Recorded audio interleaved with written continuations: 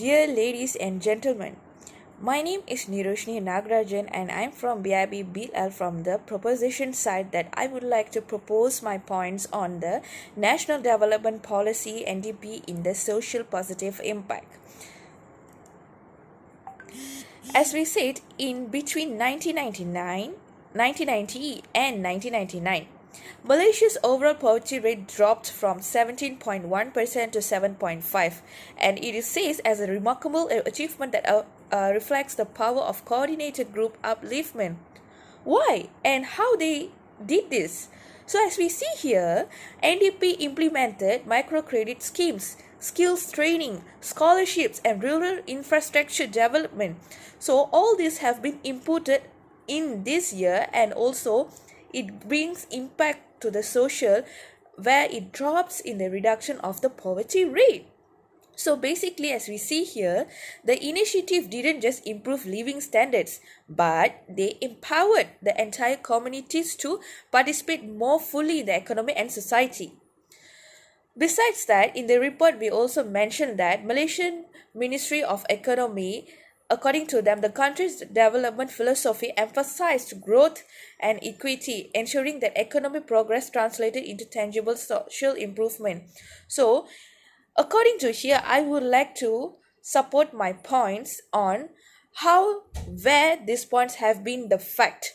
So, according to the article of Government of Malaysia's success story in poverty eradication, the poverty 17.1% in 1999 to 7.5% in 1999 have been stated in this article.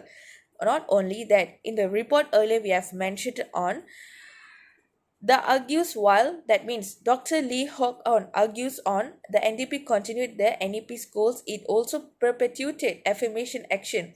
So it's already stated in the article's names as Malaysia's new economic policy's fifth year polarization and impact. So we know that it's a fact. So when it's a fact, the social impact it's true. It's true. So we can't say that it's not haven't happened or whatsoever. It's true because it's already stated in the data and also in the article.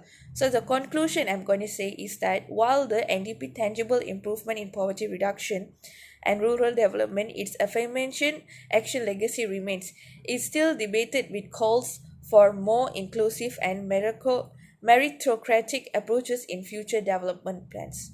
So that's all from me now, and ladies and gentlemen, I strongly believe that my points and supporting evidence is supported fully. Thank you. Hi everyone, I'm Shanmadi and I'm going to talk about the positive social impact of Malaysia's National Development Policy, which also known as NDP. The NDP implemented in the 1990s aim to reduce poverty and improve social well-being, especially for rural and booming Persian communities. And its main goal was to make sure everyone could access education, jobs, and opportunities to improve their lives. So, for the first point is poverty reduction. One of the most visible successes of the NDP was reducing poverty. According to the second outline perspective plan, 1991 to 2000, the poverty rate dropped from 16.5% in 1990 to 7.5% in 1999. This shows that the policy successfully lifted many families out of poverty, improving not only their income but also their overall quality of life. And the second point was government initiative.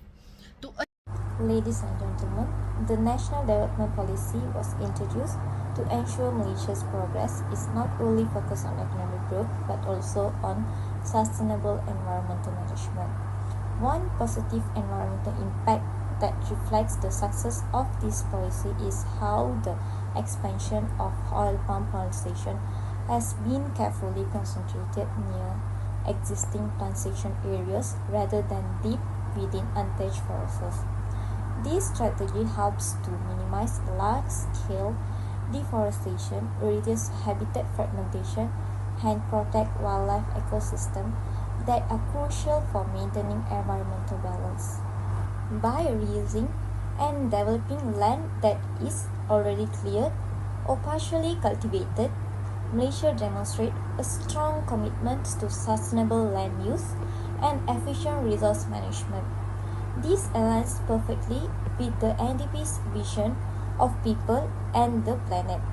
Such efforts also help reduce carbon emission, prevent soil erosion, and encourage reforestation initiative in sensitive zones, showing that economic process can exist in harmony with environmental protection. Furthermore, this responsible approach promotes long-term ecological stability, ensuring that our forests continue to act as natural carbon sinks, our biodiversity remains rich, and our natural resources are preserved for future generations. It reflects the NDP's core value that true national progress is achieved not by exploiting the nature recklessly, but by balancing growth with environmental stewardship.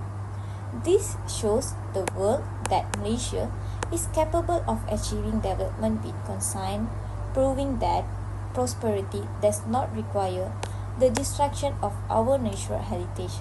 Instead, it can be built through innovation, responsibility, and sustainability. By protecting our environment today, we are not only safeguarding the beauty of our land, but also securing a greener and more resilient future for generations to come. Okay, hi madam. My name is Muhammad Ifan Bisrajuddin. I'm here to argue that National Development Policy (NDP) from 1991 to 2000 had some serious negative social impact on Malaysia.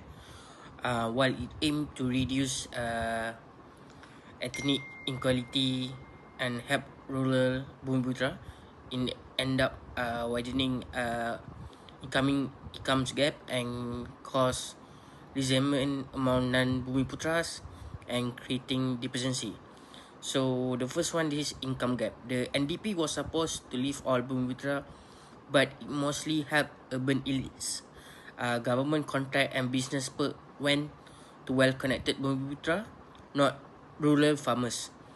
The Economic Planning Unit in 2001 showed the income gap among Bumiputra grew in the 1990s, with the top 20% pulling way ahead of the bottom 20%. So the gaps become widened. So this left many rural poor behind, creating tension within the community instead of the unity. So the second point is the resentment among non-Bumiputras.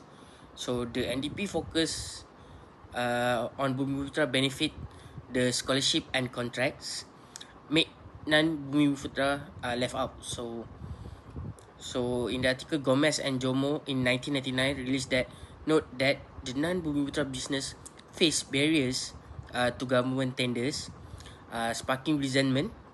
So the distrust in the government fairness hurt social cohesion and a full complaint in public forums. So the third point is dependency on government. So lastly, the NDP or National Development Policy subsidies like FELDA program created a reliance on handouts. So Jomo in article 2004 argued that this discouraged rural Bumiputra from starting business or innovating as they learn on government aid. So in conclusion, in short, the NDP widened the Bumiputra income gap, stir resentment among non-Bumiputra, and foster dependency, all of which strain Malaysia's social fabric. With evidence from Economic Planning Unit, Gomez and Jomo in 1999 and Jomo 2004, it's clear the policy fell short socially. So, thank you. That's all from me.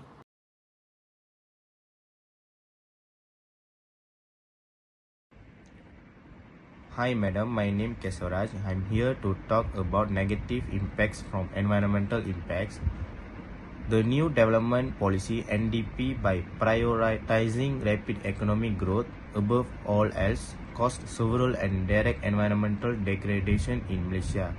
quantitative data shows satellite data agencies like NASA or the World Resources Institute Global Forest Watch showing a sharp decline in Malaysia's forest cover, particularly in biodiversity-rich states like Sarawak and Sabah during the NDP period 1991 to 2000.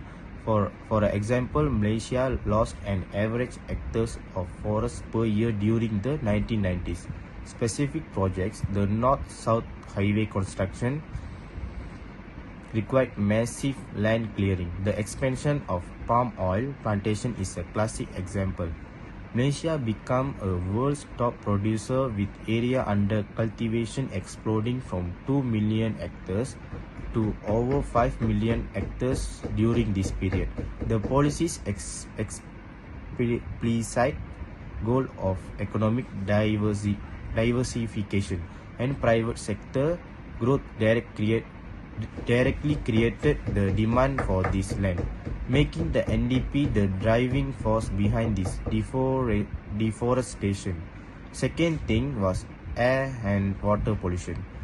Industrialization under the NDP resulted in significant pollution.